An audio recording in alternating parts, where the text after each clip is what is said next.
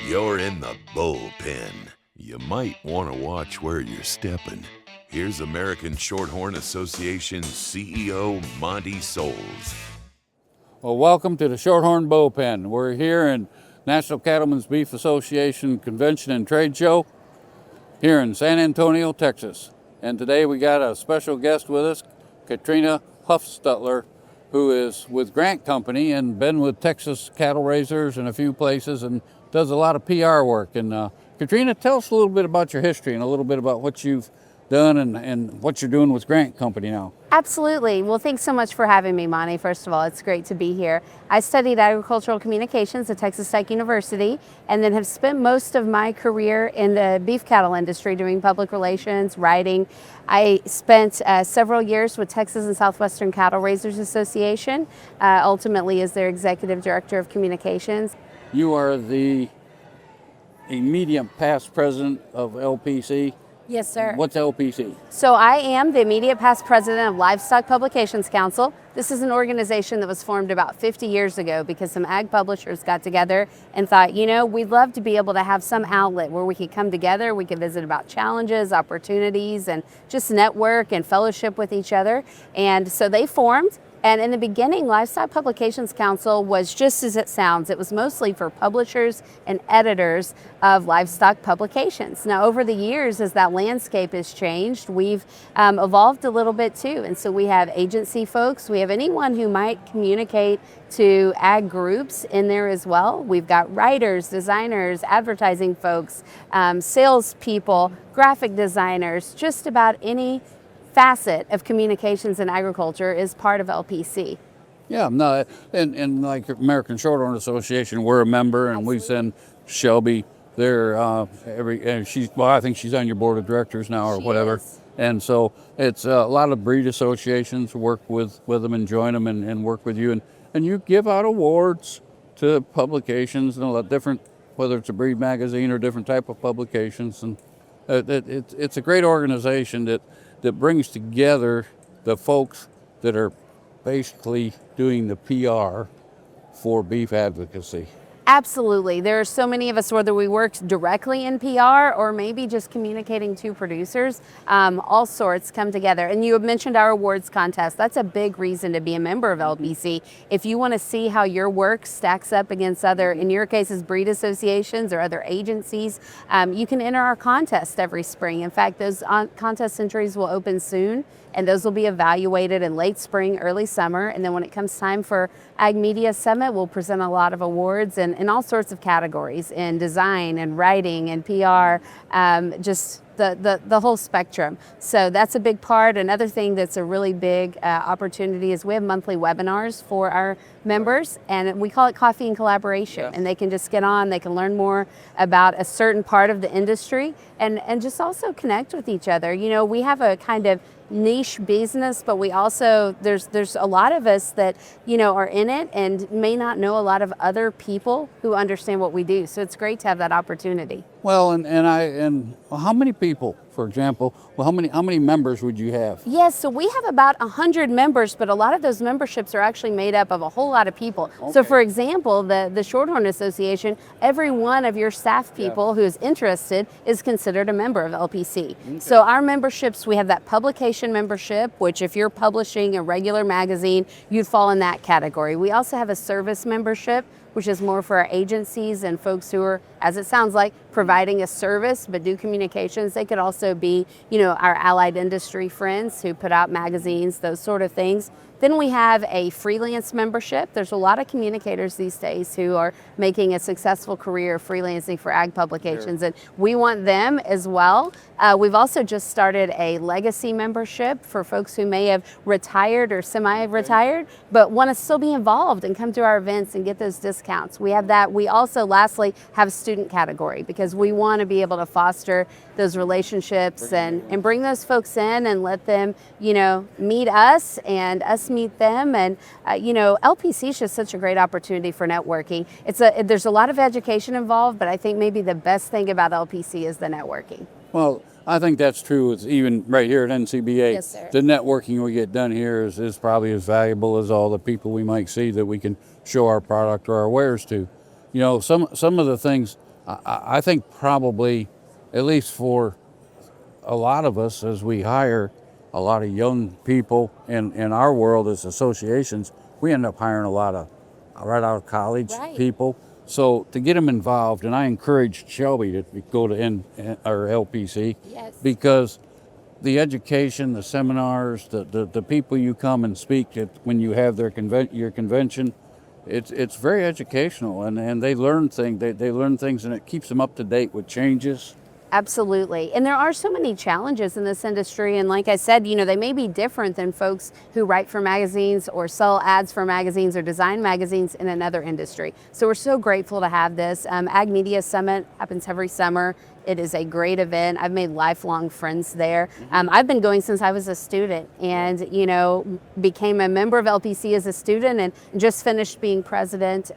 We love for people to just join, no matter what their job is in the industry, because we think there is a place for them, and we love to have their perspectives. Yeah, and I don't think a lot of our listeners at times, or our breeders or our producers, really understand what goes on behind the scenes, as we have had a number of people in our podcast, quite honestly, that are your LPC, we got MPLC, we got Yes. the Beef Breeds Council. There's a lot of organizations that come together behind the livestock industry, particularly the beef cattle deal, as we're here with NCBA right now this week, that provide guidance, they provide education, they just provide information as technology changes and technology grows.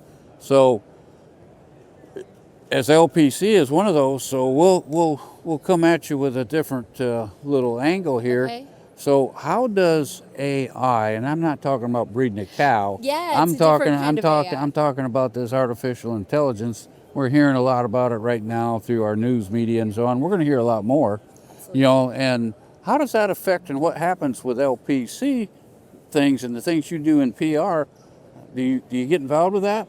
Well, here's the thing. We actually have a speaker coming to AMS to tell us a little bit more about that this year, because you're right, it's everywhere. And, I think there's always going to be opportunities to use technology to our advantage. There's always going to be opportunities, too, for that stuff to go too far. And I think in a lot of cases, it probably already is. What we know, though, for one, is you can't get a good AI result if you cannot ask the right questions and know enough to get there. And I think that's one strike Right. for AI. And because you might say, well, gosh, why do I need to hire a grant company to write some content for me if I can go plug it into ChatGPT for free? And I think people have posed that question, but it's not the same, and I don't think we'll ever be able to teach the machines, so to speak, those relationships, that we won't be able to teach them so much of what goes into a good feature story. Now, I think that where people can use it effectively is to kind of brain dump, brainstorm, get some ideas, type some questions in, maybe formulate your thoughts before you write the big piece. I get to talk to students frequently, ag comm students, and when I talk to them about interviewing folks and thinking about the questions they want to ask, I think that's a great place to get a second opinion on what would you ask this person about that, and kind of collaborate. But again, I think it's a tool people need to use very wisely, if at all. Yeah. And but I also don't think that's going to replace what good communicators do. No, it'll never totally replace everything. I mean, I use it some. Sure. But what I have learned over time is that you've got to ask the right questions, Yes. give it a lot of detail. You can't take a shortcut. Right. And then you'll get back a little bit more of what you want, and then you got to proof it very carefully Very. to make sure that it is accurate and that it's giving you good information. Because there's a lot of it out there it just doesn't know yet, and it can't read between everything. So, but it is valuable and useful, and it can help you with some time, energy, and it's almost like an encyclopedia almost, that you can go look up stuff really easy. Absolutely. It's a better, improved version of Google for those kinds of questions. It brings everything together. But you're absolutely right. The questions have to be good to begin with. And I think, too, as we look in our business, that any way that we can build efficiency, that means we can help you with even more things and still be in your budget. So any ways that people can improve those efficiencies is good, but none of us are going to be writing stories on ChatGPT. Yeah, no, I understand. The LPC, and that's what I really wanted to visit with you a little bit about here, is the amount of, well, it's that networking, but that you can share, that you make friendship with and relationships with, that you can share back and forth. And a lot of your members would be work from home. We are. We And have a lot of work. it may be their only really true time that they get. It's not like going to an office and getting interaction. You are absolutely right. I've worked from home since 2010. I live in a very rural area. I don't see people outside of my family every day. There's a lot of days that I may not leave the house, or if it is, it's just to drop some kids off at a practice or some sort of event. So absolutely, it's great to be able to connect and I always leave AMS fired up, ready to go, do more, and not only because of the things we learn at those events, but just being around people and hearing ideas and sharing ideas. It's nice too. I think we work in an industry that can be a little lonely at times because, I don't know about you, but even though I live in a rural county, a lot of people may not understand what I do. And it's nice to talk to someone who gets that they write about cattle too, or they have these same, issues. Well, there's so many different angles that somebody can go at between graphics and Yes. writing an article or video is what we're videoing something today, and just the social media. How do you handle social media is one of the areas I'm sure you've covered. Yes. How do you handle negative social media? How do you make positive social media? There's a lot of education that we all have to get, because there was no social media when I grew up. Right. Well, and even, it was starting to form when I was in college, but no one was using it as a business yet. Yeah. It was truly just students talking to each other, as Facebook came about first. And these things change so rapidly. I've worked off and on and concentrating in social media my whole career. It is different just about every week. What rules are we playing by? What is good content? We always know that quality matters, but sometimes quality changes quickly in these algorithms. And should it be longer? Should it be shorter? Should it have a photo? Should it have a video? Should it have this? Yeah, and it's interesting because you sit there, and I go to some of our executive NPLC meetings and different things that the breed executives go to, and they try to give us coaching on the same issues. And Facebook used to be what the kids did, and then mom and dad got on it, and the kids went somewhere else. Exactly. Because they did not want to know. So now Facebook has really become a tool that's a marketing tool for just about any business, and the thing can read everything. And so, like my Facebook is going to be, there's going to be a lot of cows on there. Yes. It's going to be agricultural type things. And I'm not going to see it. But if I was in a different industry and I started showing that interest, it's got the ability to take me right to the things that I'm interested in. It can tell, those algorithms are very effective. And I tell clients now, 10 years ago, we were probably telling people, if you don't have a website, then people may question if you're legitimate or not. Now that's also at least Facebook. And you may not be on every social media platform. Generally, folks aren't. But that's kind of the one as a brand that you've at least got to be on. Right. If nothing else, even if it doesn't sell anything for you, even if it doesn't bring you a new member, to show that you're a legitimate company. Okay, Katrina, what's going to be the next one? What platform is going to be the next one to take over Facebook?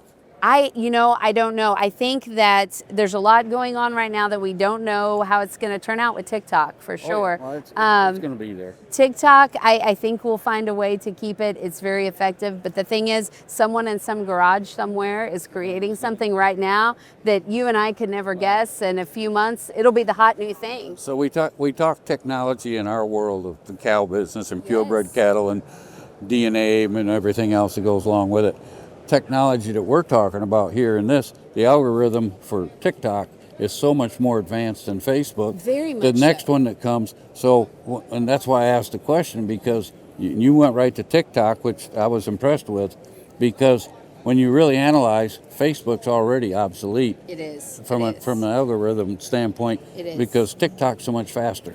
It's so much faster. And it's more video friendly. It's more video friendly. The other thing is it seems to just be better at figuring out what you actually want. Yeah. Because I don't know about you, but when I get on Facebook, I still see something I don't care about at all. Yeah. But I don't see as much of that with TikTok. It's found, even as someone who I feel like has a lot of different interests, you know, I'm very interested in agriculture, very interested in the cattle business, but I also, you know, have musical artists I like, and you know, I'm a working mom, so I'm interested in that kind of content, and it finds out quickly what you care about. I tell people too, you know, if you're a business and you're trying to get on social media, pick one or two at a time. Don't burn out. Don't get on all of them, because the worst thing you can do is to get on every social media platform, and then you get so darn tired of it that you're not posting and it just looks like a ghost town. I say, you know, start small and then see what you can manage without burnout. And I think I'll tell people, you know, I love Instagram personally, but if you don't have high quality photos, there's no point in you being on Instagram. You gotta have the picture. With Facebook, you can get by with some cell phone photos and things like that.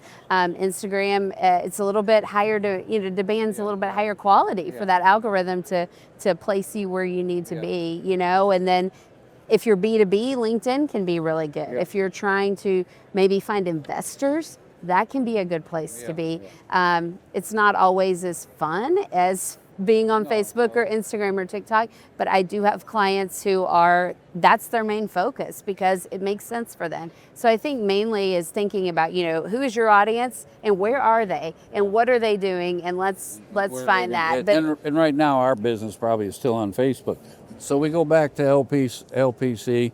You guys have guided our people that work for us, other breed associations, other magazines, everything. You've guided them through social media as social media has come. You've brought in the experts to show them what's going on. So, and I guess I want to share with our producers that may be listening how important it is that these organizations function, because they're teaching us to keep up all the time. As we talk technology and we talk to producers about you got to DNA this and genomics and everything, all the other things on the outside going around are getting just as much technology and moving just as fast, and maybe in some cases faster. Absolutely. And I think, you know, this is going to sound a little cliche, but it's one of those things that's true. We're all better together. And I think when we work together with other people in our business, just like you do on the production side, working with other breed associations through your organizations you're a part of, you know, we can all learn from each other. We can do better. And that's really important. I'd also like to say, you know, our LPC members, pretty much every one of them there, you know, they've chosen to be a communicator in this area because they want to help cattle producers or pork producers, whatever species they're in. You know, man, I love writing something that I think a cattleman could read this and it would help his bottom line, you know. And so I do think, obviously I'm biased, but I think those publications are incredibly important to the industry, and they are filled with people who care about your members and every other cow-calf guy out there. Well, and see, like we employ Grant Company at Shorthorn, and you're with Grant Company now. So, you know, we do TV, we do video. We're doing video right now and digital. I mean, and as the time progresses and what are the people going to look at, what are our customers going to look at, what do our producers look at, what do they have time to look at? They don't read as much and do all that, and so we got to give it to them in a different form all the time, and that's what you're at. So now that you're with Grant Company and you're doing the PR work for Grant Company, how important is social media? It's an incredibly important part of any marketing plan, of any PR strategy. You know, what I do as director of content is very focused on the whole broad strategy of the communications plan, and no matter who you're talking about client-wise, social media is going to be a part of that. And writing well for social media and capturing the kind of images and videos that work on social media is a big part of that. I mean, even from a matter of what orientation is your video, is it going to look great on, you know, yes, we know it'll look good on YouTube. How will it look on Facebook? How will it look on Instagram? All of those things do matter. I do, like you said, I work in PR. I'm really focused. In communications, we talk about 3 different kinds of media: earned, owned, and paid. Paid would be advertisements. Those are very important. Then when you get to earned, though, they offer a little bit more credibility. That earned media is when someone else wants to write about you or share something you wrote, you didn't pay for it, they just sought you out. That's where I live a lot in that space, is in that earned media. Owned media would be stuff that's on your Facebook and on your blog, on your website, and your printed brochures. All of that stuff is very important, and these are all puzzle pieces that help your folks. You can just reach so many more people and, Yes. and find them. I mean, it's just like today, folks. We're sitting here getting ready to do this podcast with you, and Katrina sits here and says, Eric Grant, the owner of the company, get your phone out and take a picture of us before we start this. So this is the lesson that we're going to end on, that we got to remember. Get your phone out, take a picture, take a video, and get it published, and keep people informed of what you're doing, and you will get following. Is that the right way to That's say it? absolutely right. And- And you know, you got to be the one to tell your story most of the Yeah. time, and that's what we're If doing. nobody else will tell it, you got to tell it. So That's right. with that, we're going to sign off today here at the Shorthorn Bullpen at the NCBA with Katrina Huffstuttler, and we appreciate her being here, and she's now with Grant Company, so we're going to get to work with her going forward. So I'm really excited about that. And remember, get your phone out, take a picture, take a video when you're going to be doing things, and share it, and you'll get a following. For that, we're going to sign off.